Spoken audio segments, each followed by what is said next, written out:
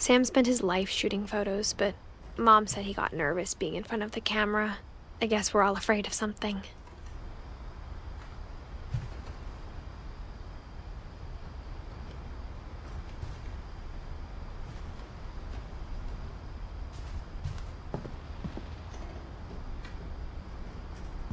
Instead of hiding from death, Sam seemed to go out of his way to meet it.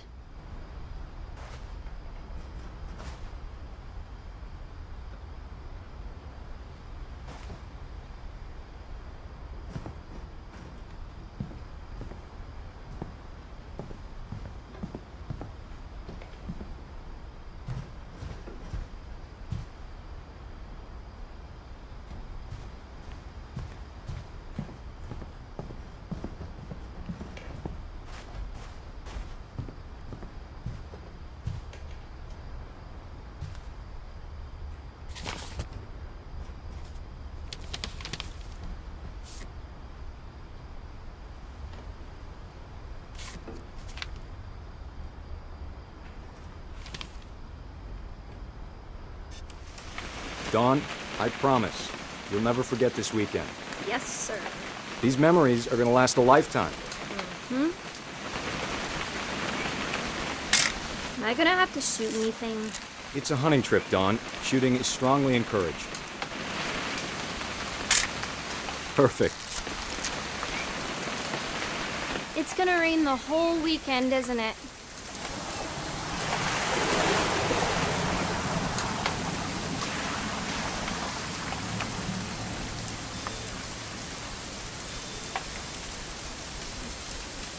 I will never forget this weekend, Dad. That's the spirit. Okay, got it. I'm gonna take some pictures, okay? Just be careful. The camera's older than you are.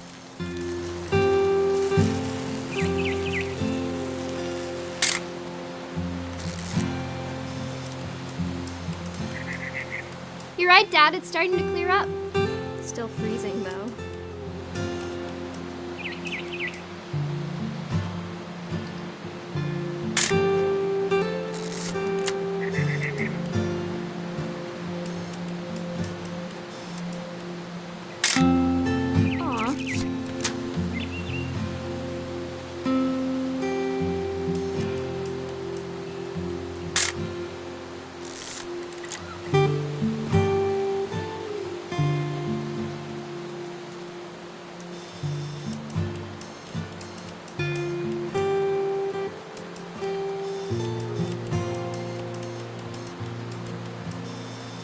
Definitely should not have drunk all that coffee. Hold still while I take a picture of you. Hey! That's a keeper. Nothing quite like being outside. I'm just saying, I'm not always gonna be here, Dawn. You'll need to remember this stuff, if you want to survive. I'll be fine, Dad. You know who else thought he was gonna be fine? Some guy who died. Dawn, I'm being serious. I know, Dad. You're always serious. Doesn't being out here make you want to chill out? Well, to tell you the truth, I haven't been out here in 20 years.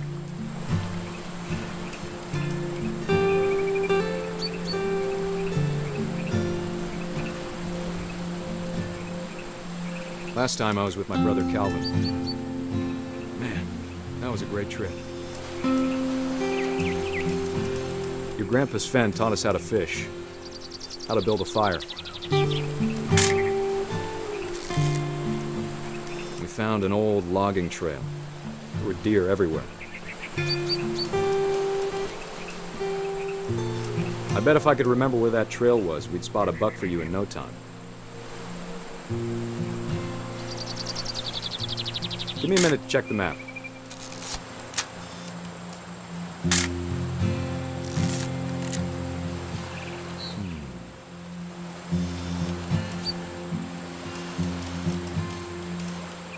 Dad! Good eyes, Dawn. Before you take the shot, let me get a picture of you.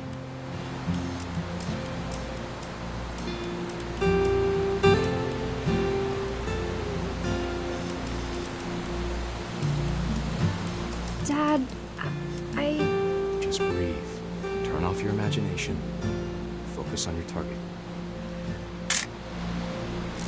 Let me get behind you. Do I have to do this? Dawn, you don't have to do anything. But if you want to survive, you'll need to be strong.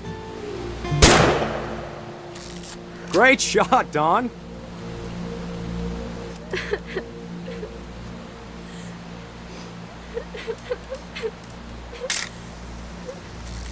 I'm proud of you, Dawn. Always remember that, okay?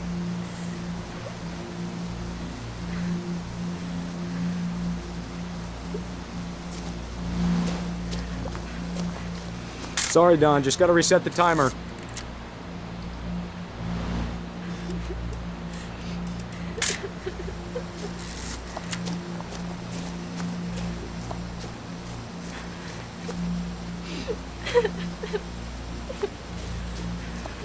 Dad, it's twitching. I think That's it's totally so- normal, Dawn. Just focus on the camera. Try not to think about— Dad!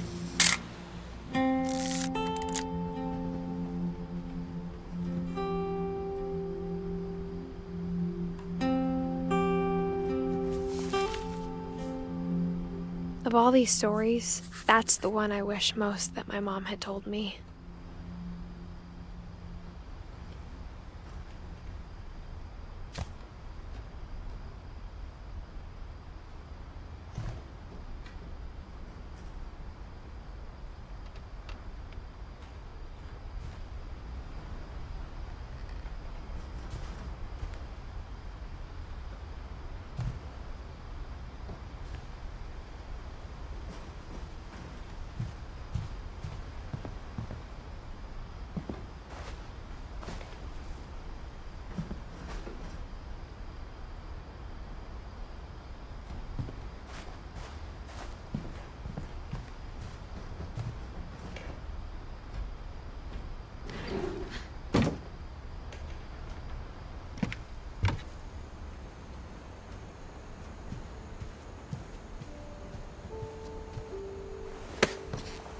After Sam died, my mom and Edie got really close.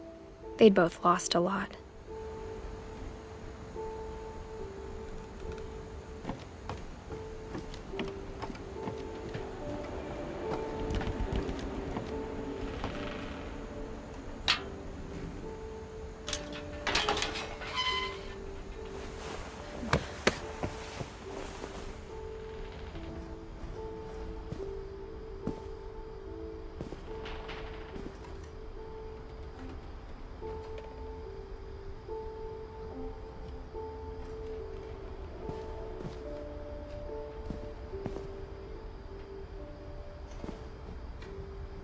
I can't imagine my mom ever writing poetry, and yet...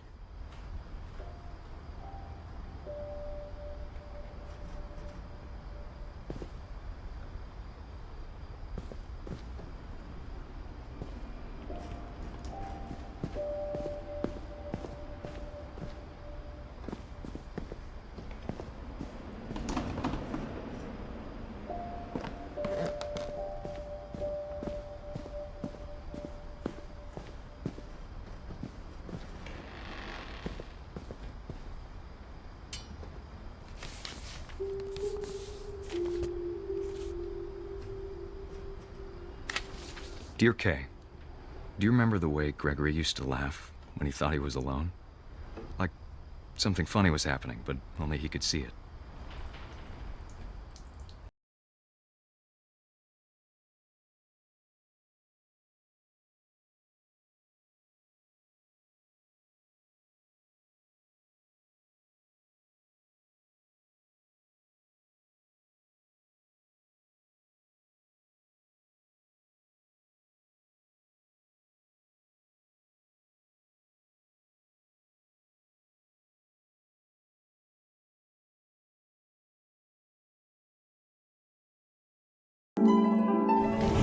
Time's over, Gregory. It's time to... Hold on, sweetie.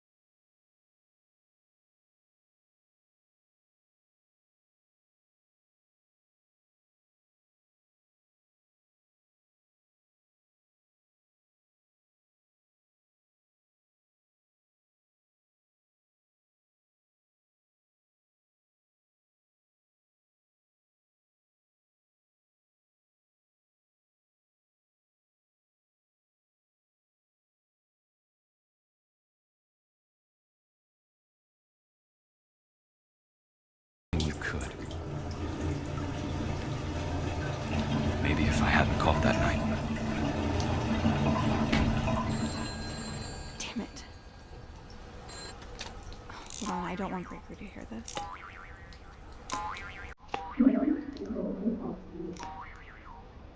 I wish he could have told us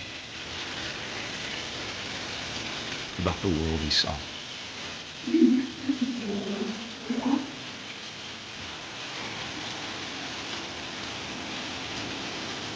There's so much I don't understand about Gregory, about everything.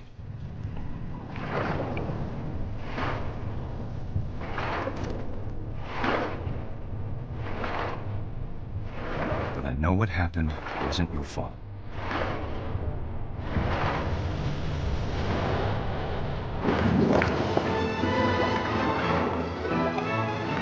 I'm sure he's happy.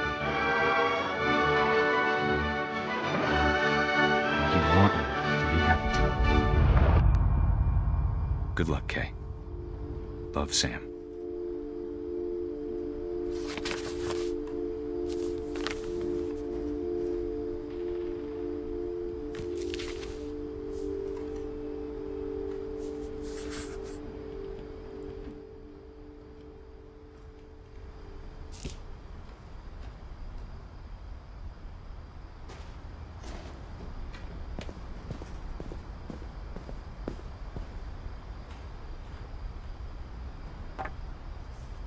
A poem for Gus, who always said the wedding was a bad idea. Our father never hit us kids, at least not very hard, before the day my brother said with teenage disregard that he'd be dead before he'd see a wedding in our yard.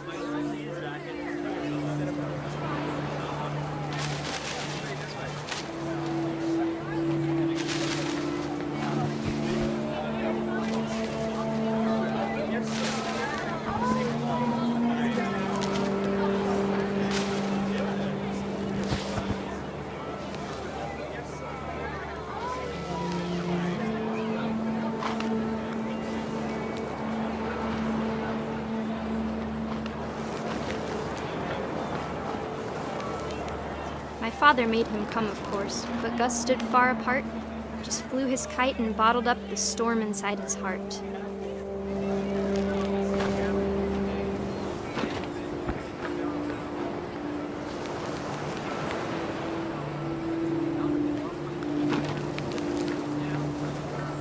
I tried to talk him out of it, but though he'd never met her, we don't need a stepmom were the words that I now pronounce you husband and wife. You may kiss the bride.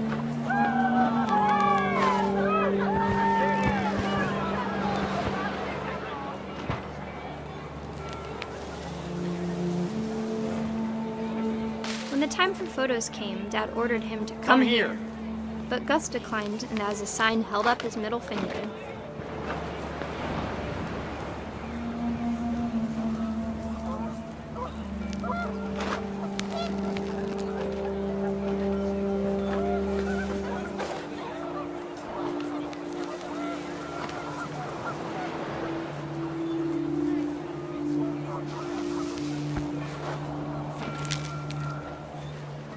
The wind picked up, and panicked geese appeared and quickly went.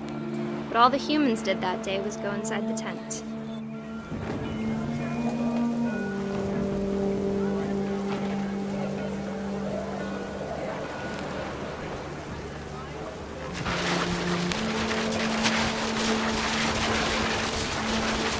The rain came down in buckets then, but no one seemed afraid that nature might destroy the tent our dad had crudely made.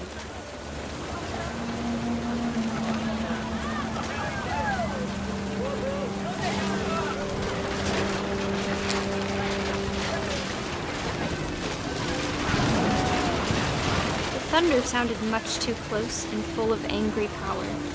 But all my father said to this was, "Make the music louder."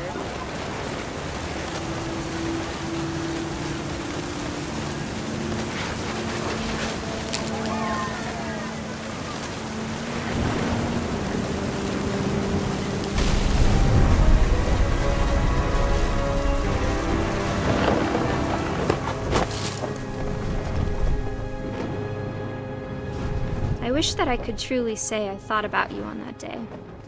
Out there on the beach alone, just you, the wind, the sea and foam. But I didn't. Until we found you.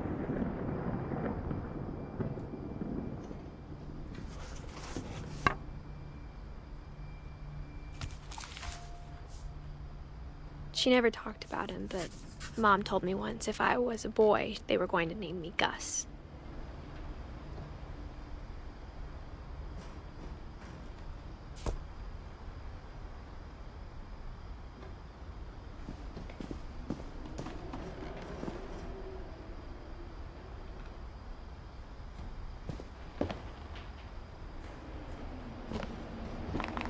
My mom moved up to the loft after her brothers died. At the time, it was as far away as she could get.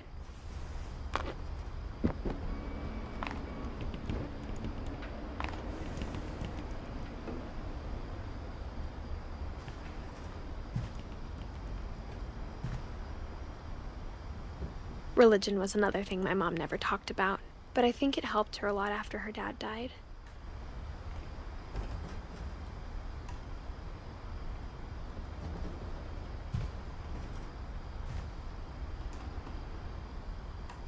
She spent a summer building houses in Calcutta, where she met my dad, Sanjay.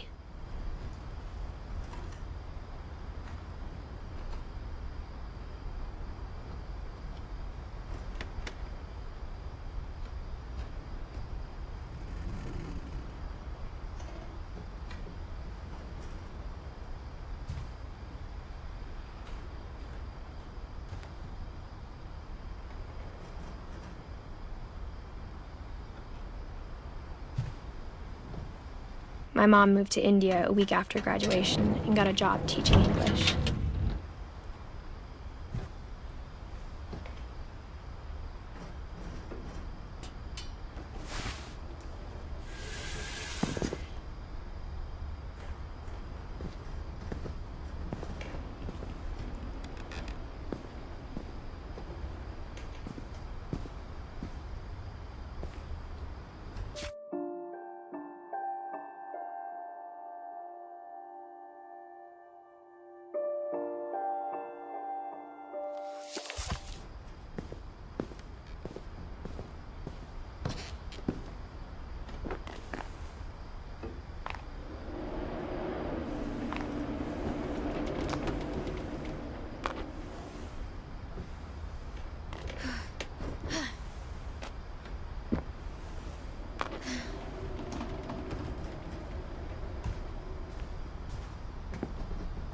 Louis was born a year later.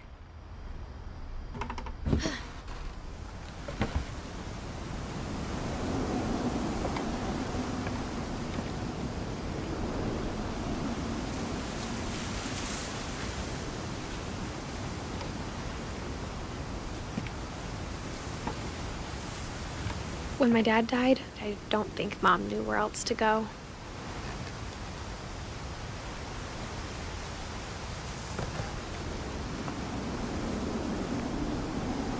I'm sure Edie was happy to have her back.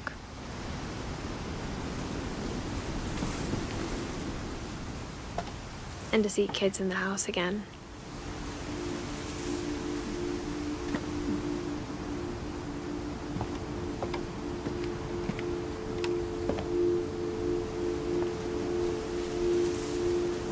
The house had to get a little bigger, but Edie was used to that.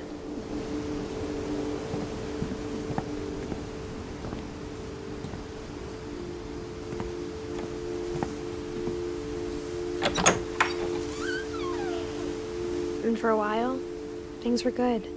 Almost normal.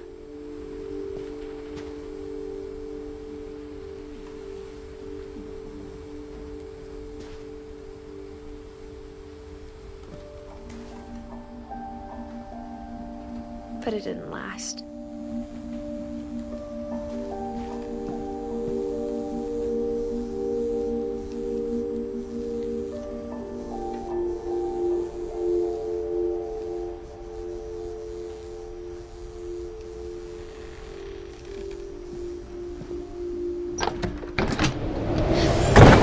The beginning of the end was Milton's 10th birthday, when Edie gave him a castle.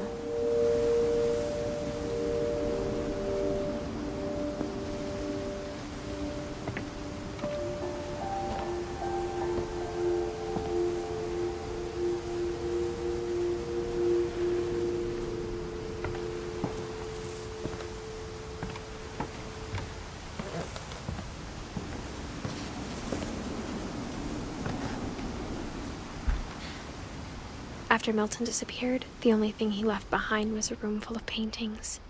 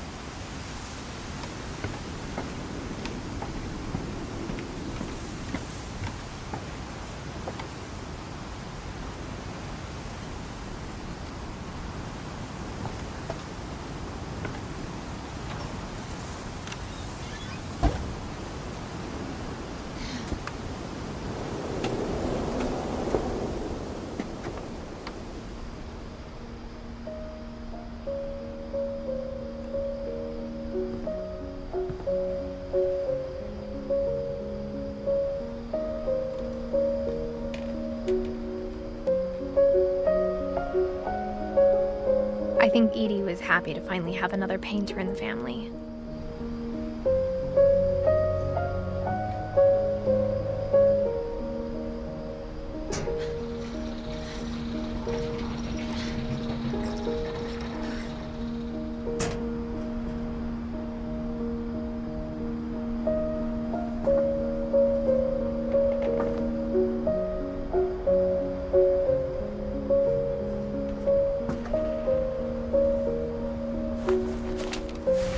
Milton Finch in The Magic Paintbrush.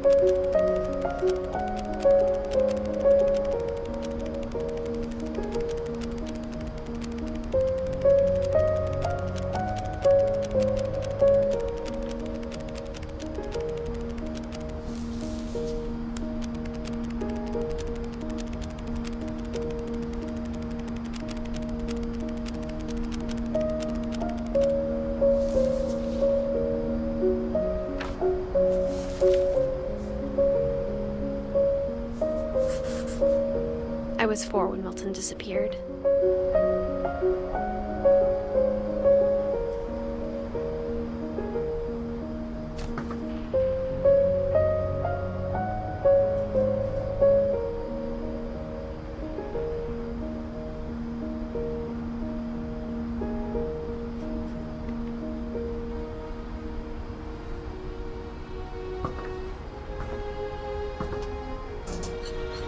Mom spent months searching for my brother. Then she sealed the doors.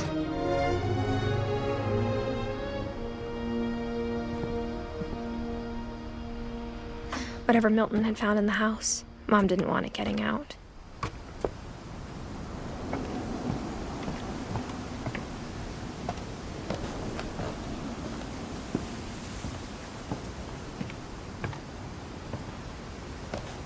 Mom definitely blamed Edie, but I think Louis blamed himself.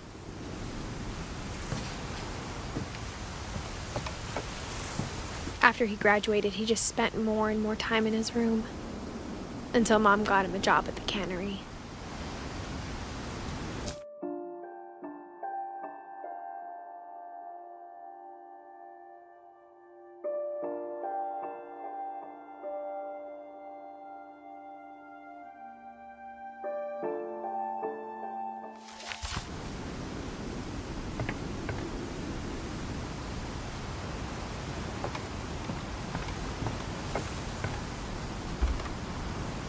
Everyone always told me to stay out of Louis's room, except Louis.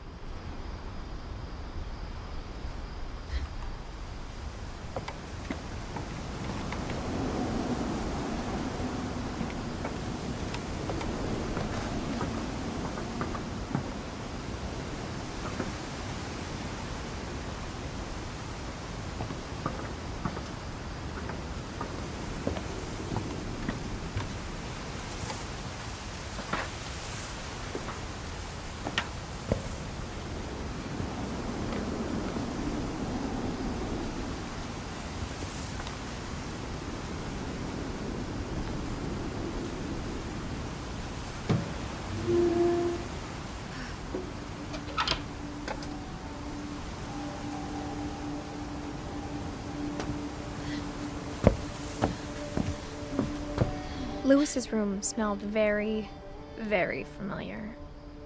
That part of him lived on.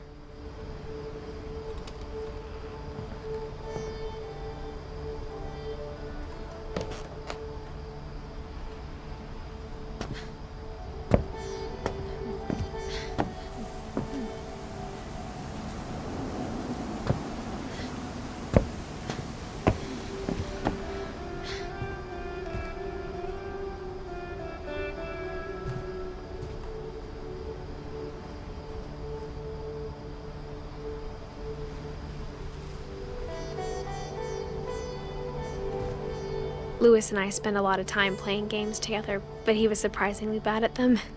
He died a lot.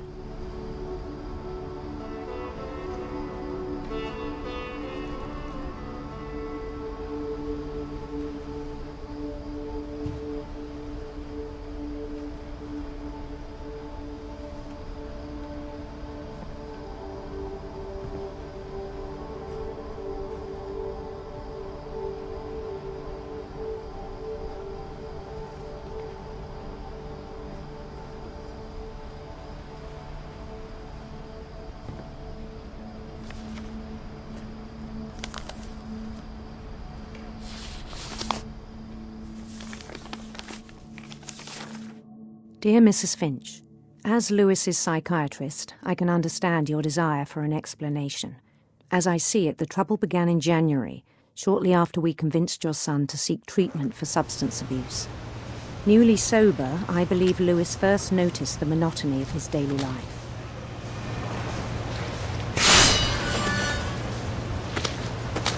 He kept working at the cannery, but he withdrew part of himself. In our sessions, I saw the same behavior. His mind began to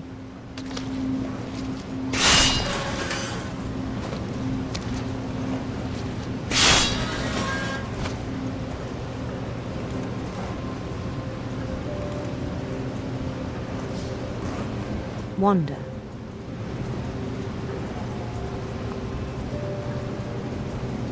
I asked him to describe it.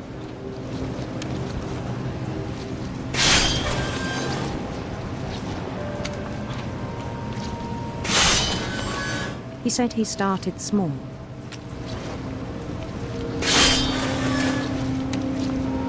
Imagining a labyrinth.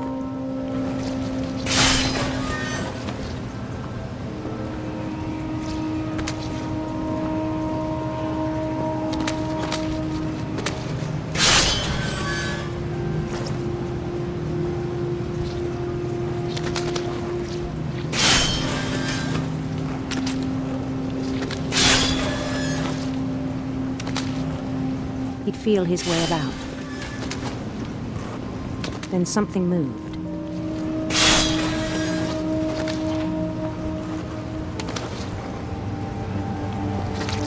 Bats. And toads.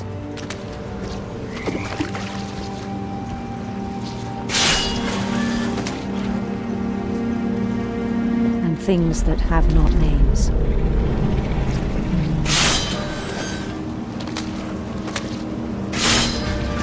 He knew it was all in his head.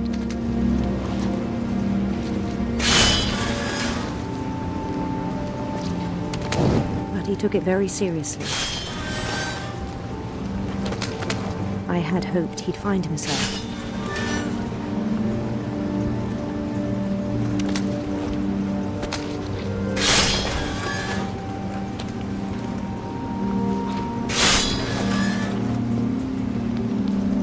But he found something more.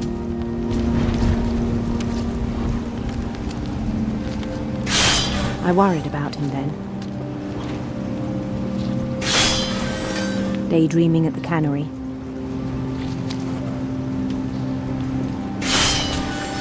I spoke with his boss.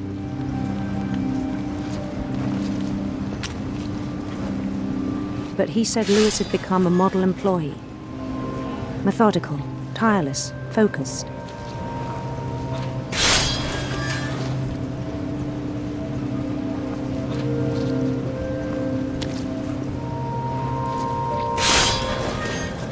like a whole new Lewis. So I let him go on.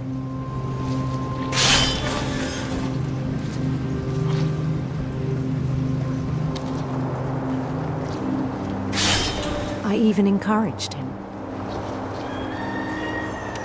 It seemed very promising at first.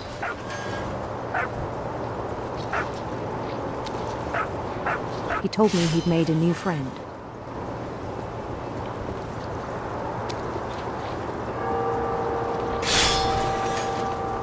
On the edge of a city he named Lewis Topia.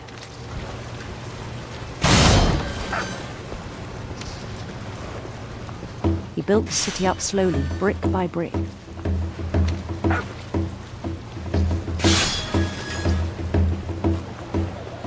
Then he made musicians.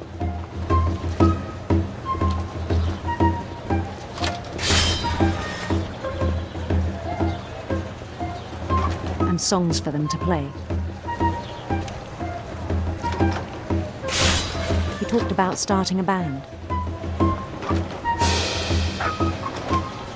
And he was always humming something. Every day his imagination grew stronger.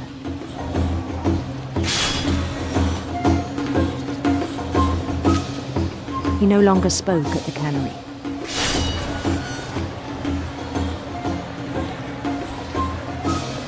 But his chopping was as reliable as ever. Then one day it struck him that all the cheering crowds, even the stones under his feet, were all in his imagination, so he could do whatever he wished.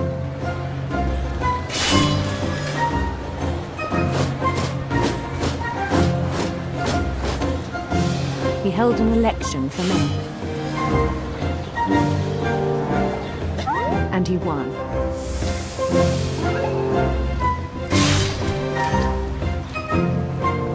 They begged him to stay, but his mind was already wandering.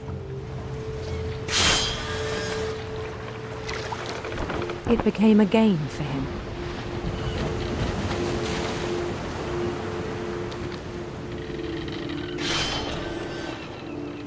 He'd conquer a city, then immediately push on.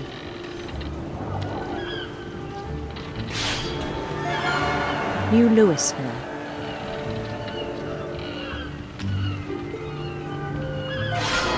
St. Louis. He started drifting away from our reality.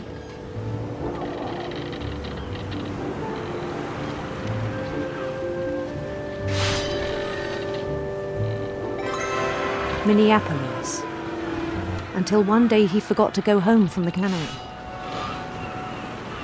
Even as his mother pleaded with him, part of Lewis kept sailing on.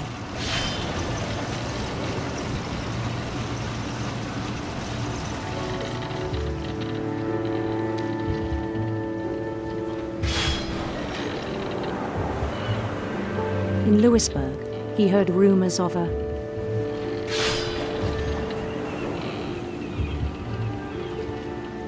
handsome queen.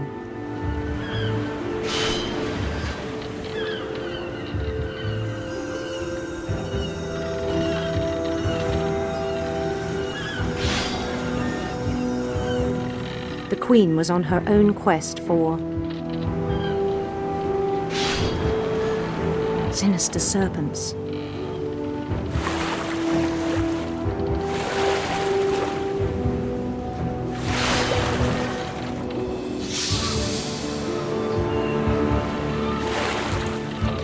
He followed the sound of her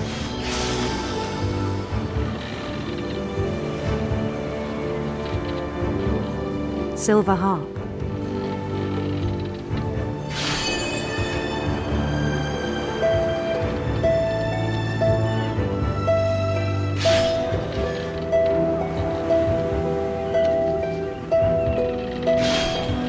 His chase led him to a golden palace east of the sun and west of the moon.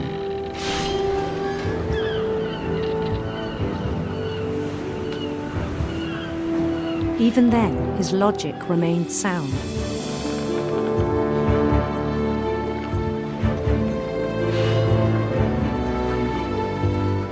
He knew the world was all in his imagination.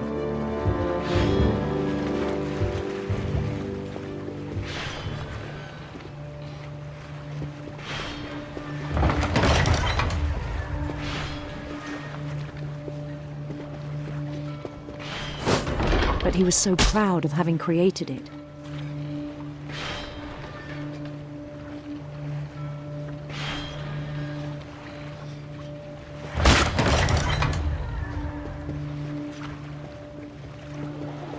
In his own eyes, he'd become something greater than a king.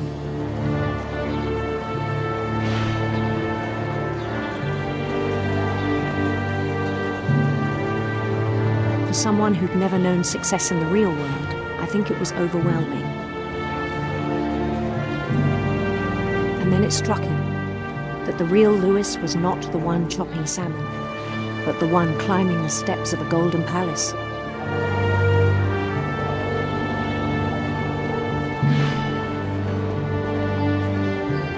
My imagination is as real as my body, he told me. It was hard to argue with him.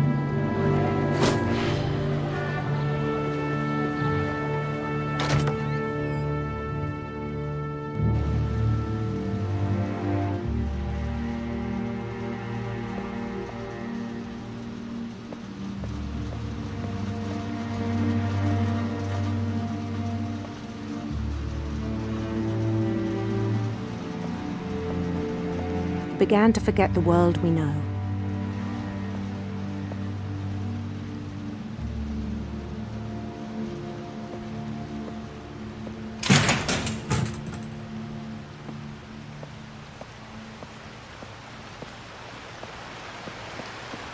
I think it pained him to remember Lewis, the cannery worker.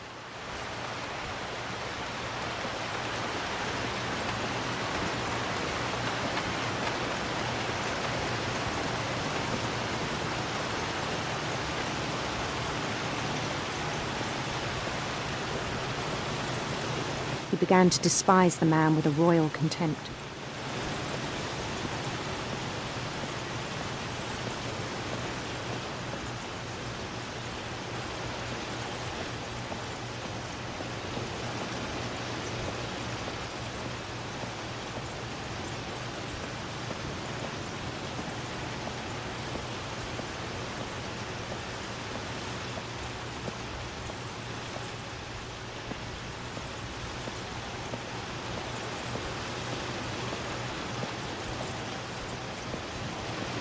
I still thought I could save him.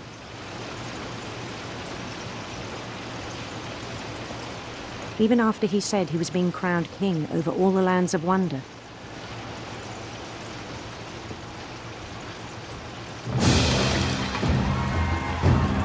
The palace would be packed with his companions.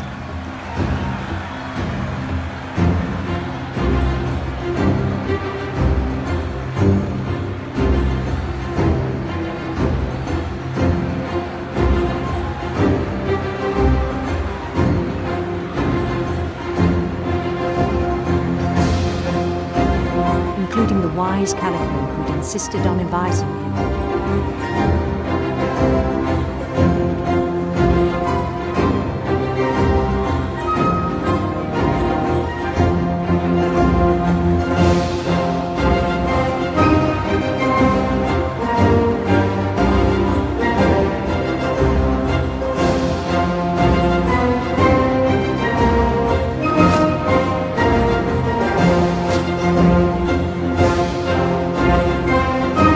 Queen waited, holding his crown.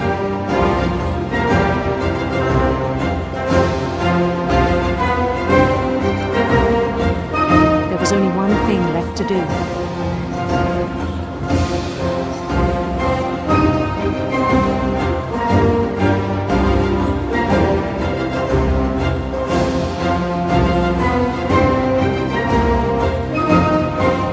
Bend down his head.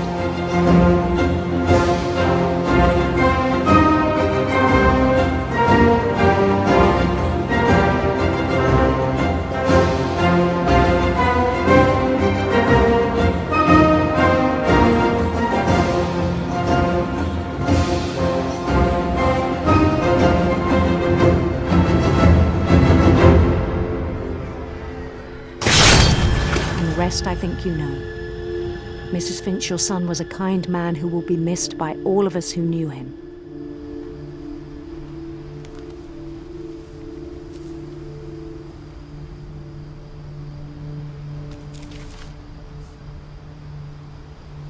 My brother was really cool.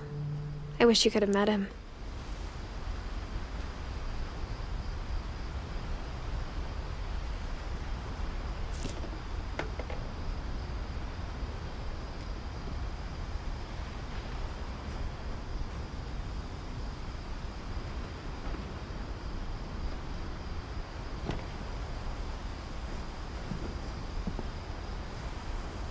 He was so proud of being Indian.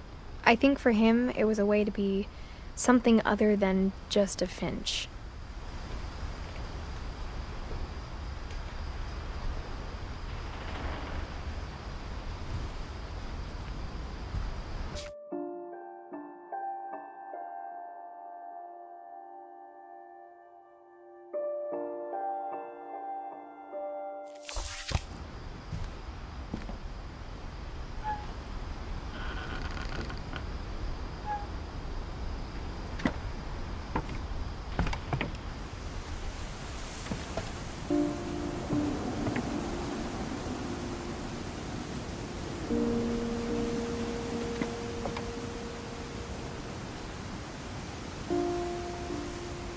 On the way back from Lewis's funeral, my mom told me to start packing. She waited until the day before we left to tell Edie.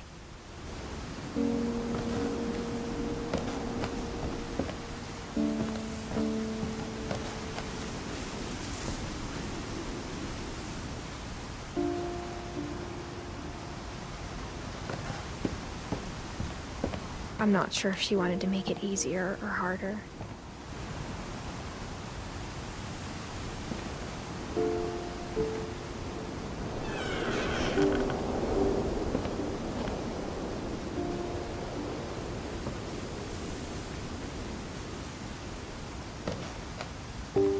I wish we'd stayed.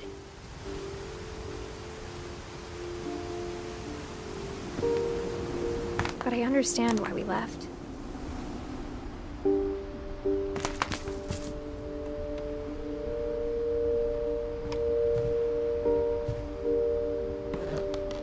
My mom ended up leaving everything behind.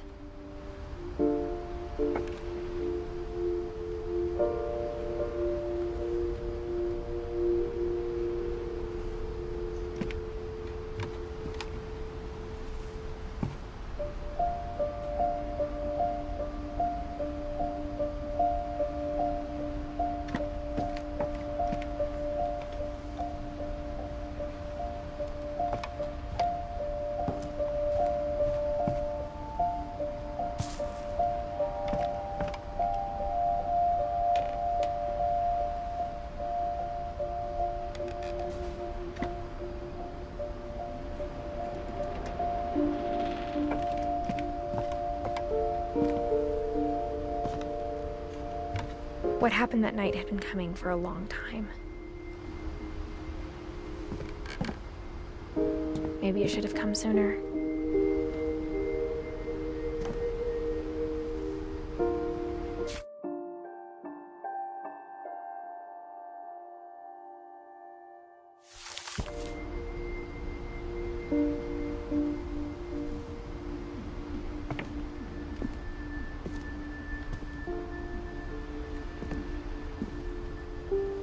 But it had to end one way or another. All that's left now is to tell you about that last night.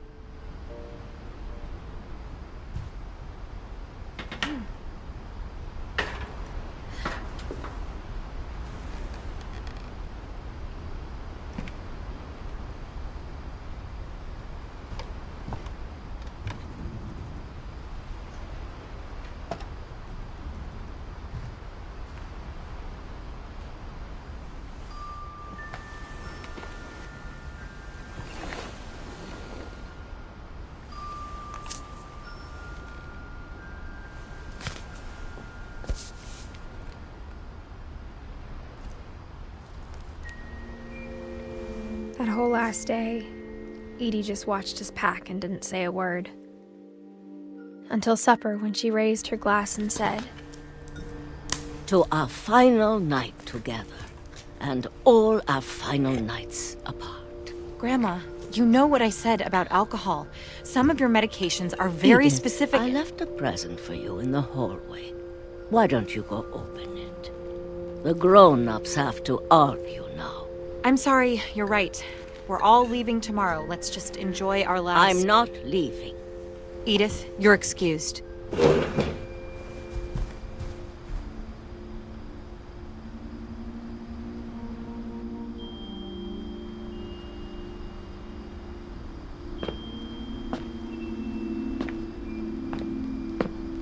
The power had been shut off that morning, but Edie always had plenty of candles.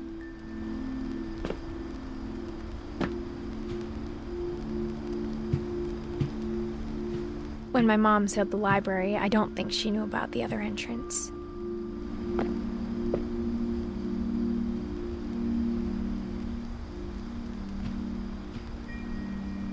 Or that Edie had a key to it.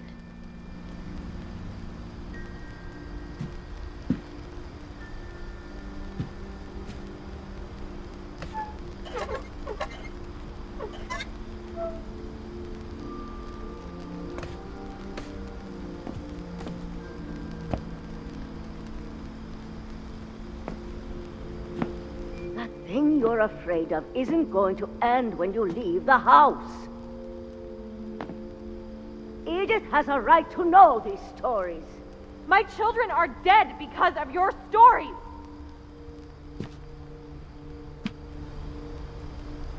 I think it's best if Edith and I leave tonight.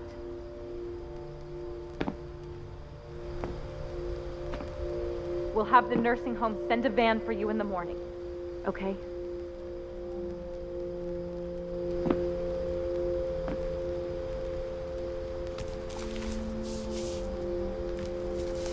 Dear Edith, there's so many stories I wish I could tell you, but there's only time for one. This is about what happened on the night you were born. That night, the tide went way, way out.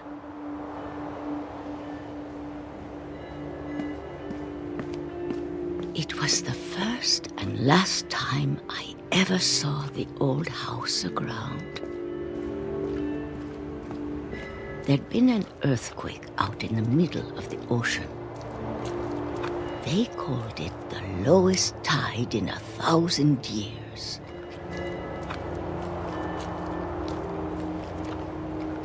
God, it smelled awful. You know, I've seen that house every day of my life.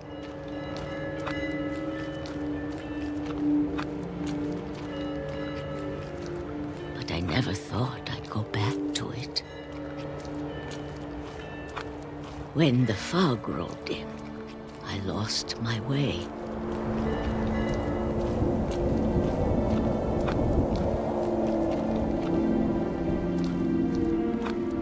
I got turned around.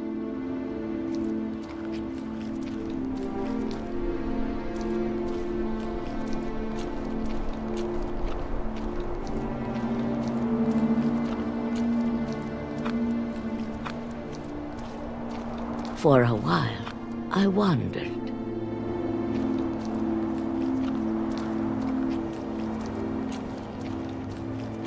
I started seeing things.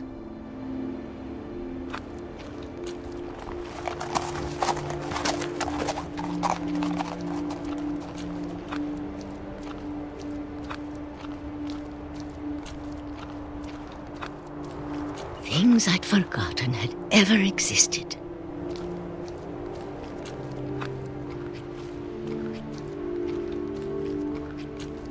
But when I saw them, they felt like old friends.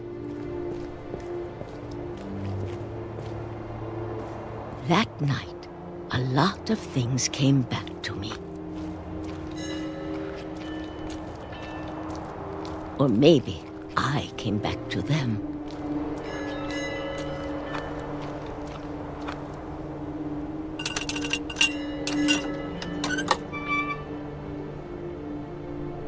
things I can't explain, but that I need you to try and... Edith, what are you doing in here? It's mine. Edith! Mom, you're gonna rip it! Let go! I kicked and screamed, but Mom dragged me to the car. I never saw Great-Grandma Edie again.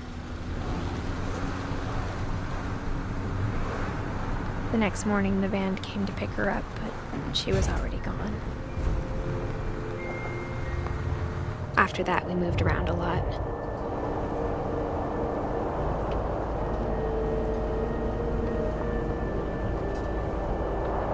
We both tried to make the best of it.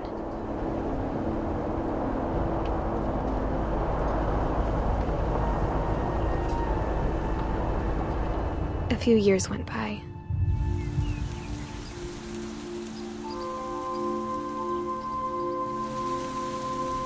My mom didn't like to talk about it,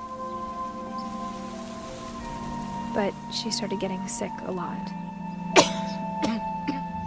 The rest happened pretty quickly.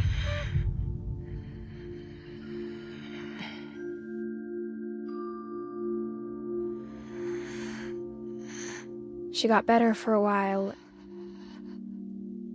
and then she didn't. And then I was alone.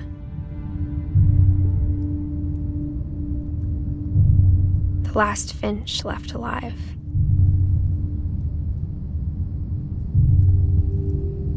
Until I found out about you. I'm still not sure what to tell you about all this. If we lived forever, maybe we'd have time to understand things. But as it is, I think the best we can do is try to open our eyes and appreciate how strange and brief all of this is. This journal was supposed to be for you.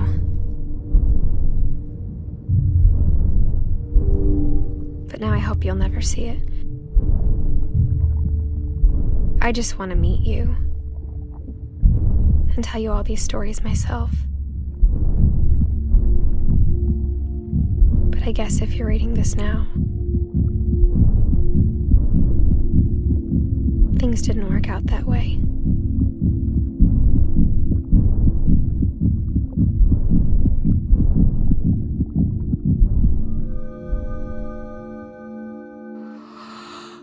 This is where your story begins. I'm sorry I won't be there to see it. It's a lot to ask, but I don't want you to be sad that I'm gone. I want you to be amazed that any of us ever had a chance to be here at all. Good luck.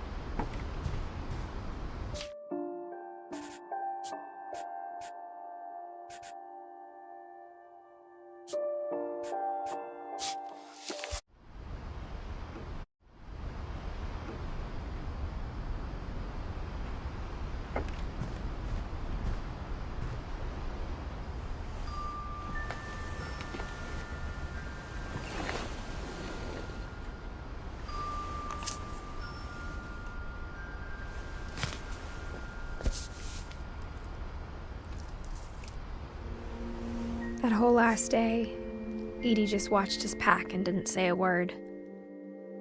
Until supper, when she raised her glass and said, To our final night together.